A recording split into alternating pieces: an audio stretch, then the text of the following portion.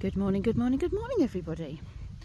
Today is Thursday and we've decided to come and see this, which is Bolingbroke Castle, the remains of a 13th century castle and earthworks. And apparently it was the birthplace of King Henry IV back in 1367. It's saying that this curtain wall is 4 metres high and 12 foot thick. So that's 2 Kensies laid down, one on top of the other, in depth. It is saying here, though, that it's made of soft Spilsby sandstone. Spilsby is where we are, and that decays easily. As early as 1335, the castle was described as weak and ruinous, and in 1559, a section of the curtain wall collapsed. Maybe they needed to think about their building materials just a little bit better. They're saying these holes all the way through used to have Ancaster limestone in, and the reason for that is I think it either, well, one for decorative effect going all the way round, excuse my voice, but also to hold the walls together a bit better, but those have like long since been robbed out. They also say that there is traces of limestone still like on the brickwork, and they thought this was a method that was used to preserve this sandstone because it was so weak. So I don't know if any of this is like the lime wash, or if this is stuff this actually looks like cement, doesn't it? Like more modern cement that's been used in preservation. And then over there, I will get closer to it, but that over there apparently is a kitchen block, and that little bit there is the latrine shaft, and there's more of those as you go around. We've got this little pathway that goes all the way around. Ah, there you are. Lee, you're stood at the bottom of the latrine shaft. Yes. Mind you don't get covered in poop. Oh, same to you. Oh, there's water there. That's what I can hear. It's the moat. There's a big water. There's a big pond behind you over there. Yeah, I thought I could hear splashing. Look, there's already oh, bird poo. Bird poo down the shaft. And then this would have come out into the moat, which is here. There's bits of pond still here where the moat would have been. But yeah, this is the toilet. Shall I get inside the toilet? Many moons ago, this would have been filled with poop. Now it's filled with pip. There we are. I'm in the bottom of the loo. This is a vlog from the bog. There's more of these holes here where the limestone would have been, and then that looks like another shaft or something, like cut out here. Lee's found more poop chutes. See, they did have proper toilets. Well, I say proper toilets. They were just like boxes with holes in. And then they just, can you imagine how smelly that moat would have been if all the poo and everything was being dumped into it? And then that was floating. They would have been. Pardon? How smelly they would have been. Yeah, I guess they would have been quite smelly themselves. It wasn't like it is now. You've got the outer wall, which is a bit more, I mean, you can see there holes and things have been repaired, but yeah, the outer wall was much smarter than the inner wall. And then that there, the blocks are still there, or is that concrete put in? Would you say that's limestone in there, Lee? Could be. Could be. They look like they're still in place, so they're like the decorative at regular intervals all the way round. So that's what would have been in the holes that I've shown you. Don't forget, once it went into disrepute, a lot of these blocks have been stolen to build houses. Disrepair or disrepute, dear? Hmm? Disrepair or disrepute? Distribute. Be distributed to different places. Okay. Yeah, so much would have been robbed out. Shall we enter our castle, dear? Yeah. It's actually not that big as far as castles go. Yeah, big enough. Ooh, what's in there?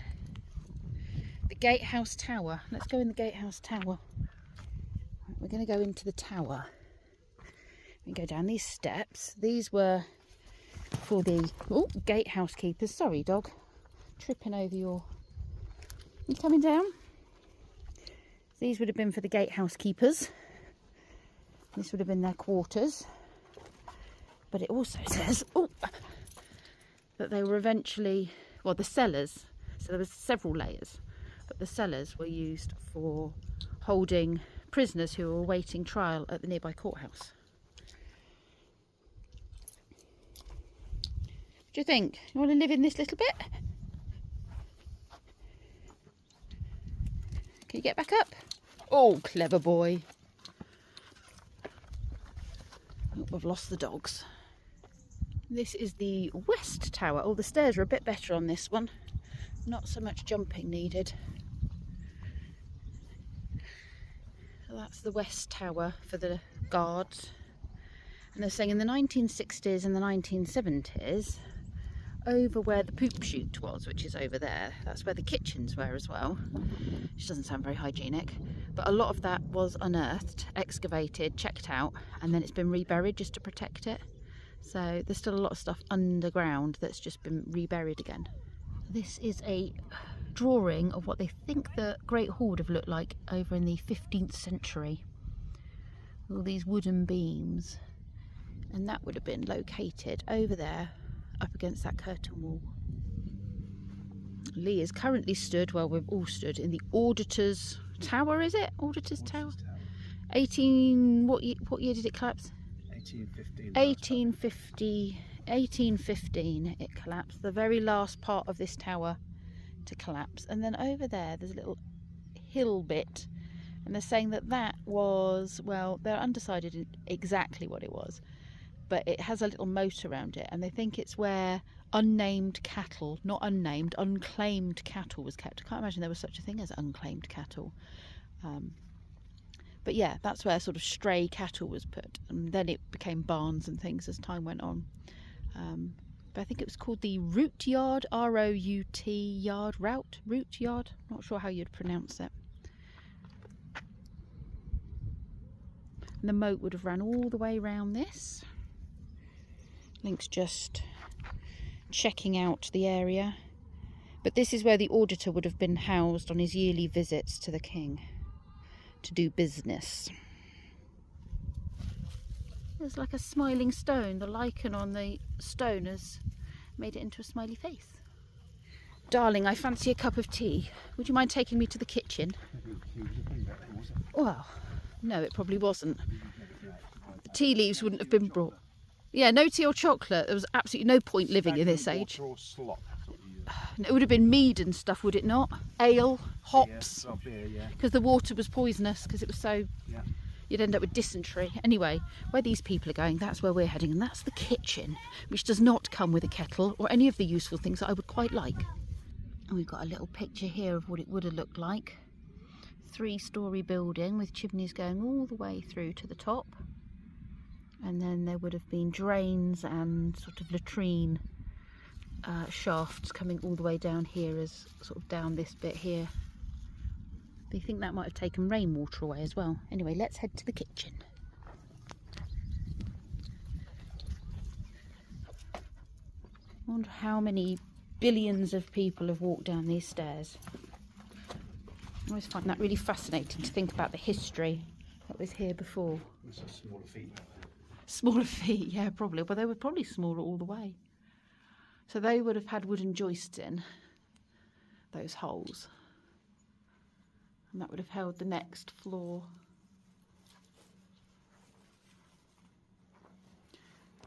I can't imagine any doorways and staircases now that were made that would actually survive this long. Can you? No. You've even got steps up to the windows so you can see out the windows, because they're quite high off the floor. They did say there would have been a spiral staircase somewhere as well, but I can't see where that would have been. That would have taken you all the way up to each of the floors above. King's Tower, you say? King's Tower, yeah. I'm the king of the castle. You're the dirty rascal. Don't know what this bit would have been. We haven't got a board, have we?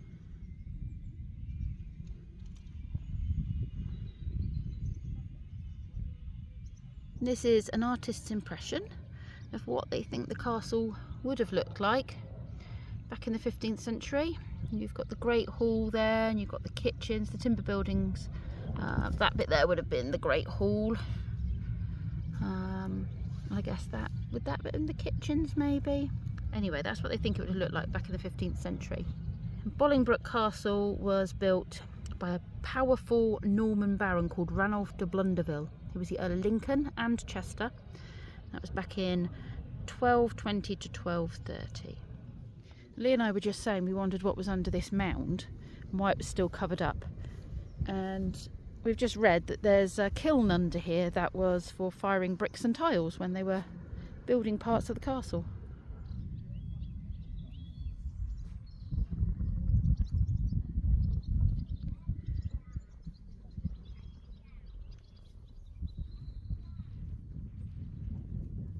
Just been talking about all the molehills that are on the inside of this castle and thinking about all the moles going, oh, we're very posh, we live in the castle, don't you know?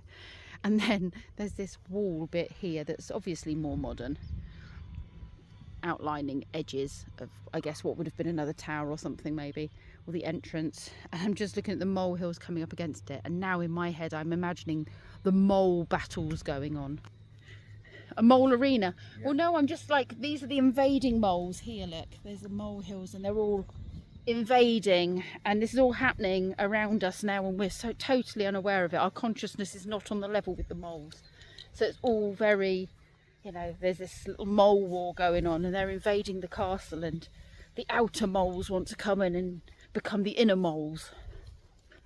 I wonder if there's a mole in the mole castle who's feeding them information, Lee. Adrian Mole, yeah, having a teenage angst moment.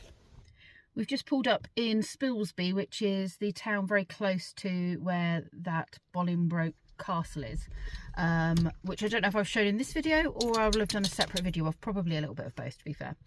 But we are now, oh, okay, Lee's looking a little bit confused.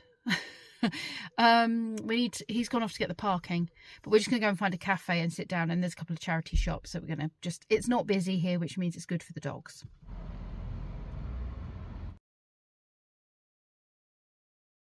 We found a lovely little cafe that is selling very well priced, very yummy food, and I'm being naughty and having myself a cheese and tomato sandwich on non-gluten free. That looks nicely. Very nice. Lee's just found a very cool memorial and blue plaque. Look at those, they look good. Yeah. And tonight's dinner is chicken korma. What have you got? Biryani. Biryani. 7:20.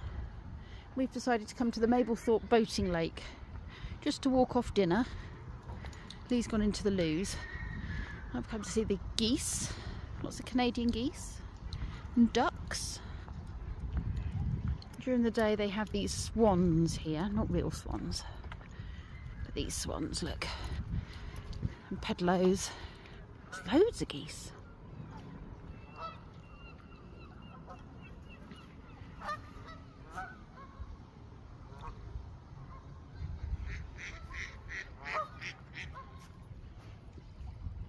So we'll have a nice little walk around this, and then I might go and get myself another one of those gluten-free brownie, hot brownie ice cream sundaes. We are having a very enjoyable holiday. Here he comes. We've only got one day left. Yeah, it's your typical seaside town, really. Really good for families. I mean, if we had the kids here when they were little, there would have been lots for them to do. We've just found a splash park that goes into a pool as well. That's all part of just available to everybody.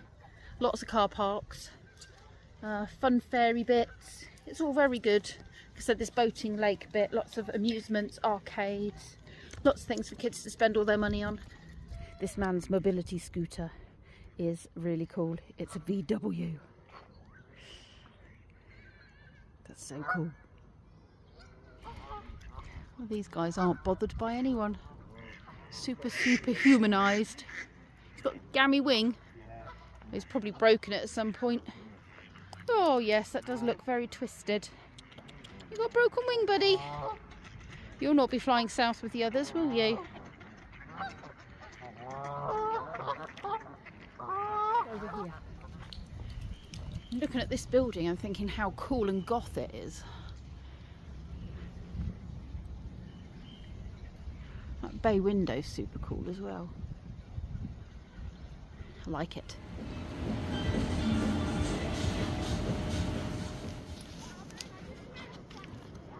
It's a cute little castle.